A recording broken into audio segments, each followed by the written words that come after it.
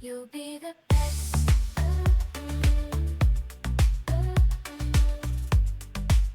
Helping you navigate when you hit a wall.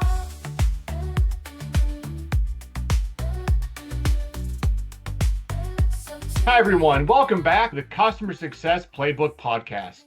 I'm Trebon, and with me always is my co-host, Kevin Metzger. Please do us a huge favor and give our show a rating, subscribe, and like it so we can continue to grow our audience. Kevin, I hope you're doing well. How was the weekend? Yeah, it was a good weekend. Getting into the full swing of football season, so that's good. And excited. We've got a great guest today that I'm excited to learn from. I'm excited as well. And Kev, let me ask you before we get into our guest, have you ever been part of a customer onboarding process where you use traditional project management techniques and it just didn't cut it for you? Yeah, I've definitely been involved in that. I think a lot of the sales process tends to talk about delivery and the waterfall. We kind of get into waterfall delivery a lot, but that's not always the best way to go about it. I'm excited to have that conversation with our guest today. Today, we have the pleasure of speaking with Jasmine Reynolds, Customer Success Manager at Pluralsight. Jasmine is an expert in customer success and has a wealth of experience in applying Scrum methodologies to enhance the customer onboarding experience. With her background in managing complex customer relationships, Jasmine has successfully adopted Scrum principles from software development to the onboarding process, ensuring a smooth transition for new clients.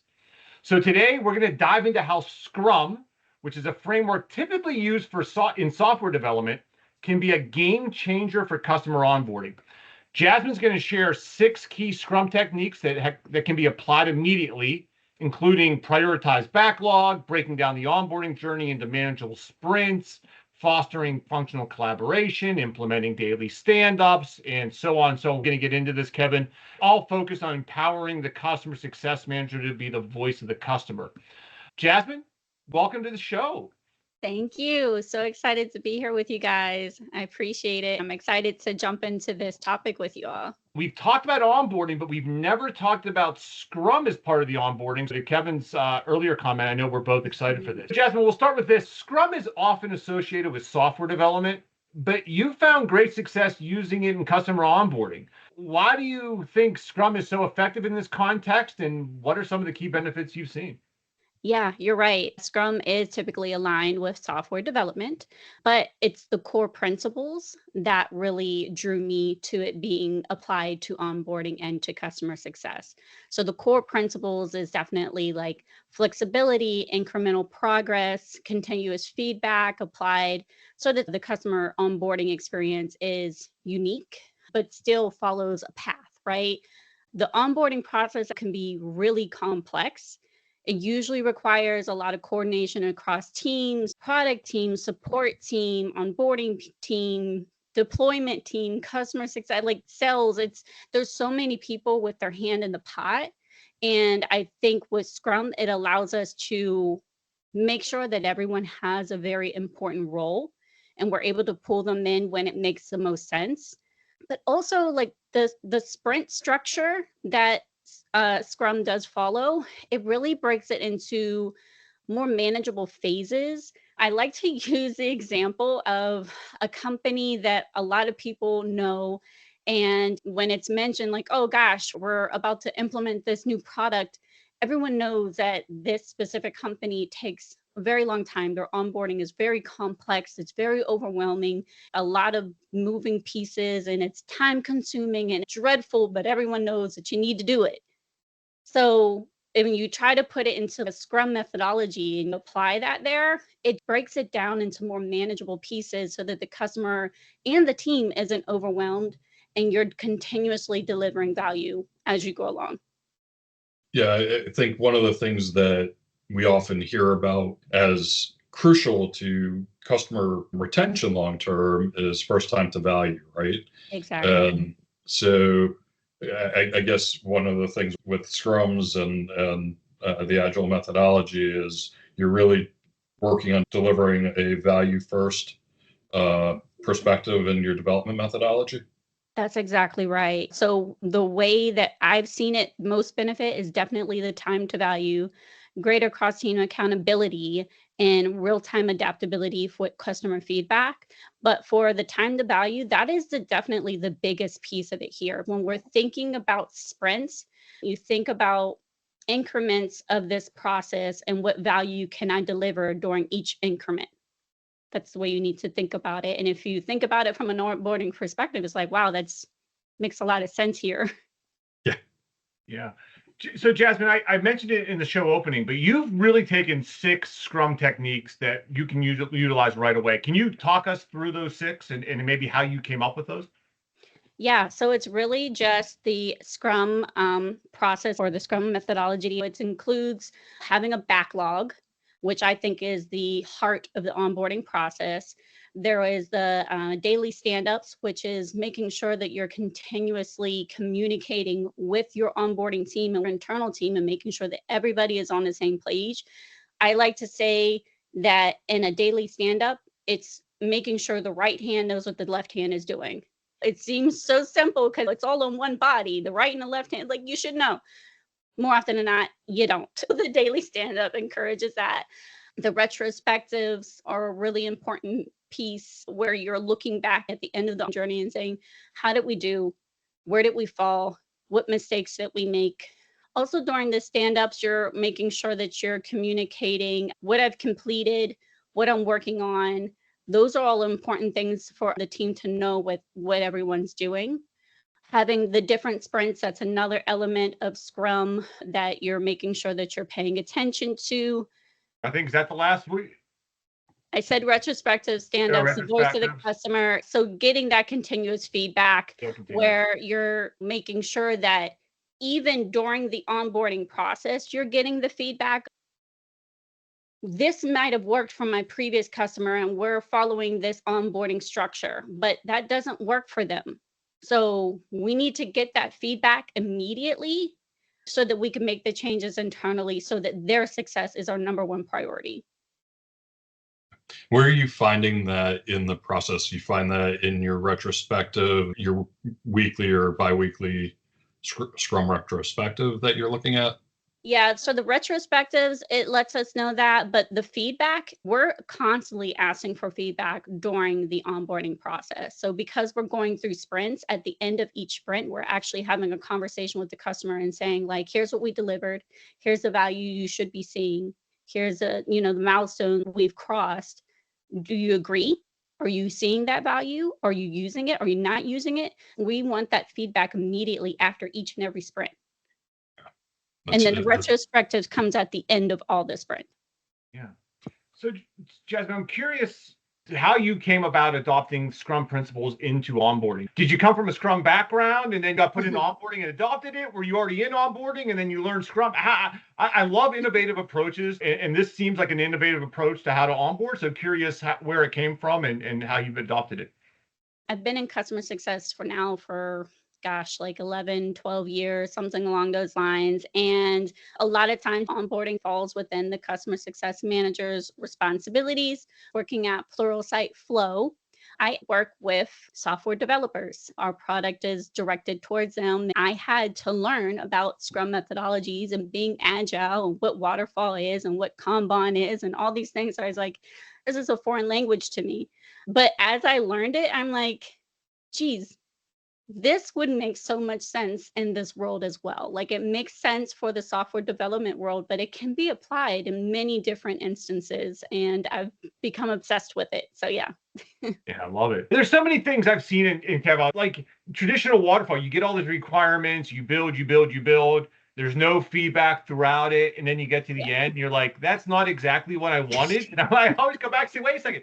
Why don't we just do a little bit up front, like just iterate along the way? It makes so much sense, right, to adopt that in from an onboarding perspective. I think in most cases, most onboarding processes look like we have all these things that we have to do, and I have to check the boxes and check the boxes. Can we check off 15 of those and get them using the product? And then in another 15, get them to expand to the next organization or expand utilization or adoption or further their enablement so that they're able to use different pieces of the product.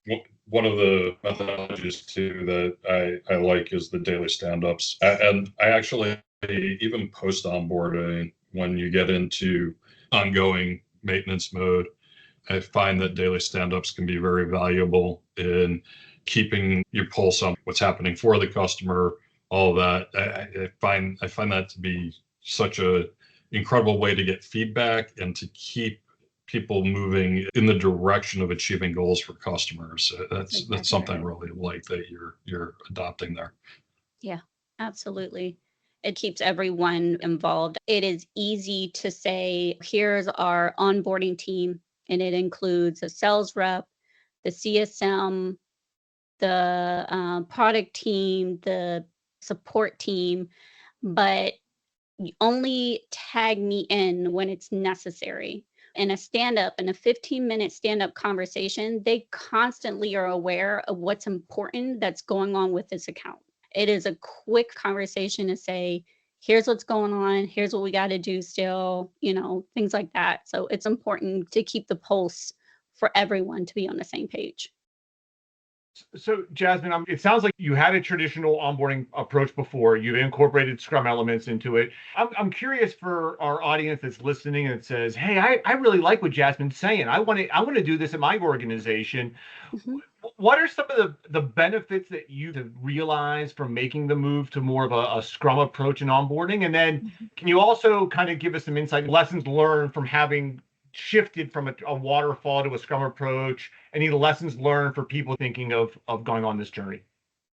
Yeah, I would say that where to start is to look at your existing process for onboarding and think about what steps and how you could break that into sprints and what value can you deliver during each sprint. Now, a sprint could be a week, 2 weeks, 3 weeks, whatever that looks like. Some people's onboarding is really long, so it makes sense to have a bit of a longer sprint there.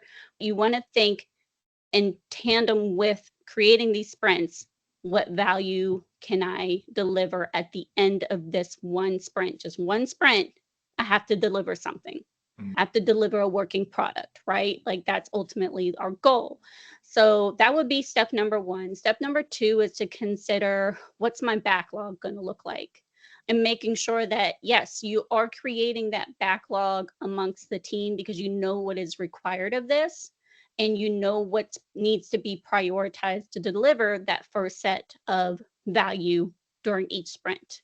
I have to make sure that I plug this, and this is something that we learned as well as we went. When we say, incremental progress, and we're saying that we are allowing for flexibility and feedback, don't be afraid of that.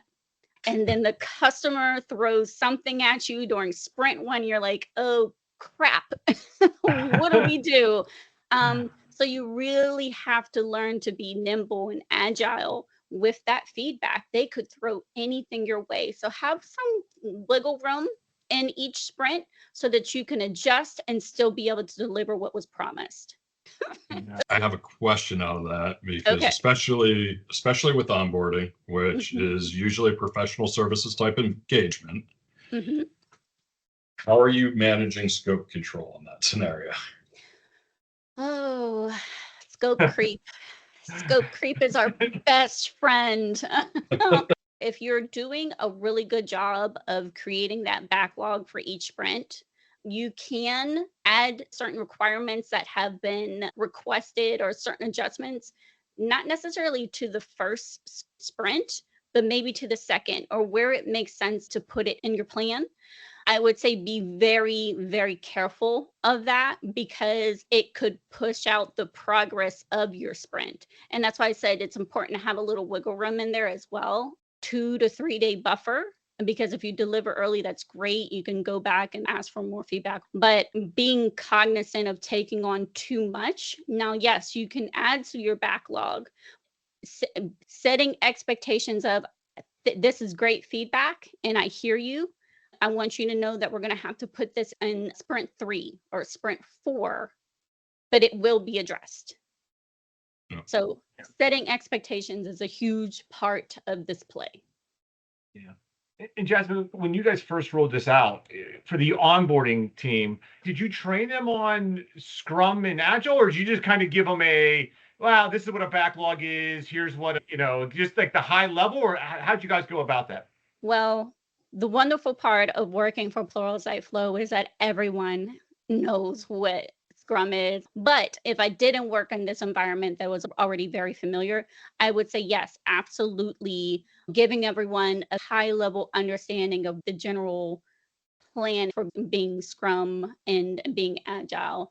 I personally went and got Scrum certified just because if I'm going to do it, I'm just going to do it. And that was fun. But yeah, not necessary, but if you're into it, go for it. This is a question that's it's a little bit offbeat, but one that isn't going to surprise Roman.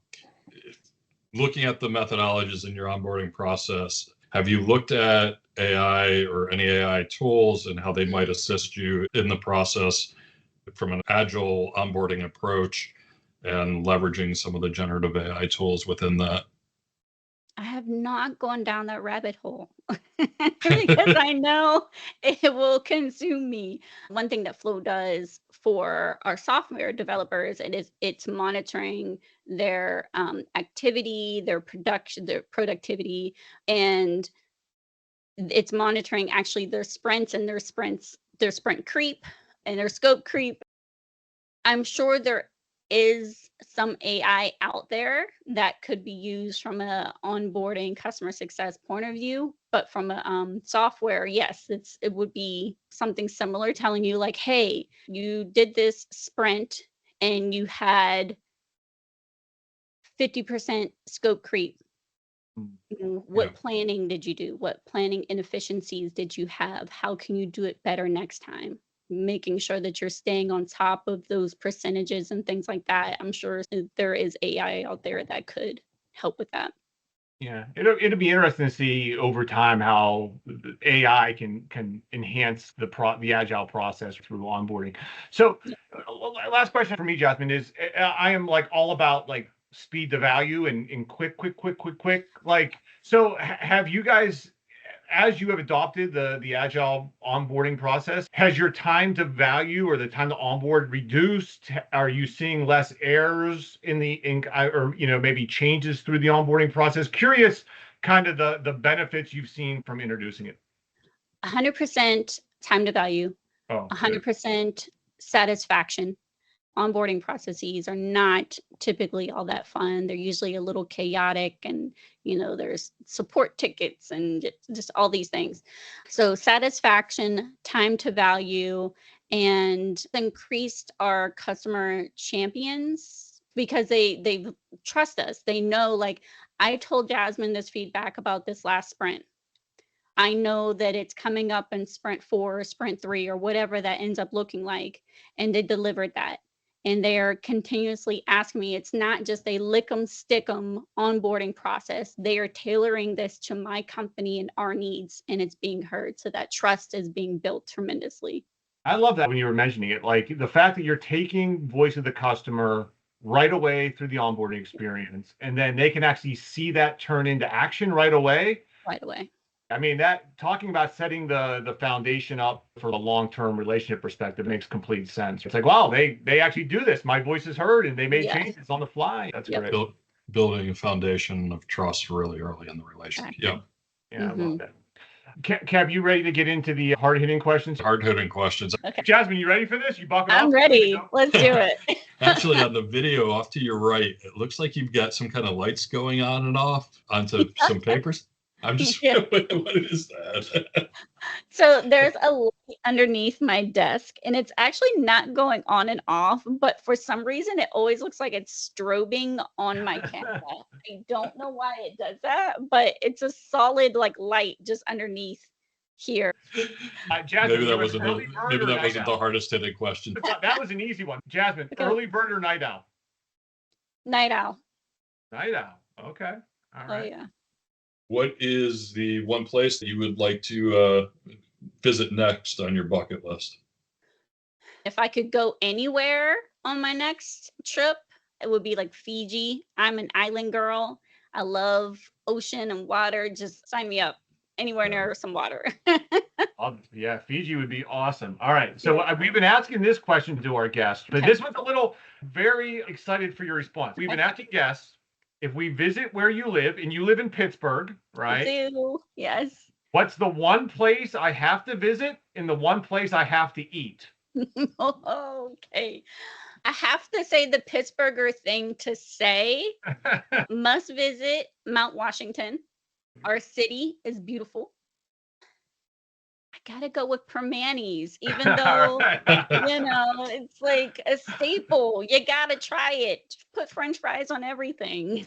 Oh, I love it. So I am from Pittsburgh as well. And so the audience may know that from before, but I was wondering what you'd say. And you've knocked it out of the ballpark. Those are the two correct answers. Mount Washington, Permanis are the correct answers. That was awesome.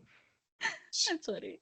So next question, I usually ask about favorite sport or whatever, but I'm going to frame it a little differently. What's a secret golfer? Oh. I love that you caught that because I wasn't sure if anyone actually clicked on that part of my LinkedIn. I'm trying to learn how to golf because before being a customer success manager, I was in sales. And the reason why I moved to customer success was just like, my sales are great because of the relationships I've built. So customer success, sign me up, sounds great.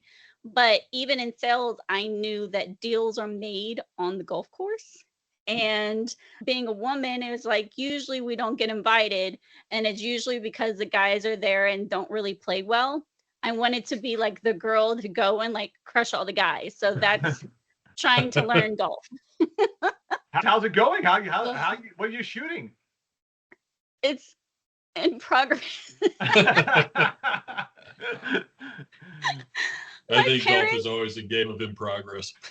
My dad and I have 5 brothers. I'm the only girl.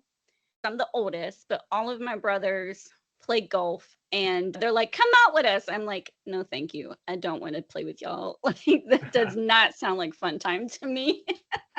I love it. But yeah, working on it. Work in progress. I love it. Well, you'd beat me, Jasmine. I know that already. I can't speak for Kevin's golf game, but next year's U.S. Open is in Pittsburgh, the Oak Lawn Country Club. So there you go. It is. Well, Jasmine, where can our audience find more about you and the work you have going on? So LinkedIn is primarily where I'm at. I'm starting a new venture, doing a bit of rebranding for my customer success influencer.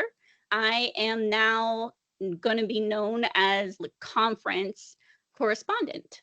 So I'm going to conferences and corresponding like the news people. I have my first couple of conferences coming up this fall, and that will lead to more social media presence. So I'm building my like TikTok presence, and primarily TikTok, Instagram, and LinkedIn, but LinkedIn for now. So LinkedIn is Jasmine C. Reynolds, or just Jasmine Reynolds. And yeah, that's where I post all my content. What conferences can we find you at this fall?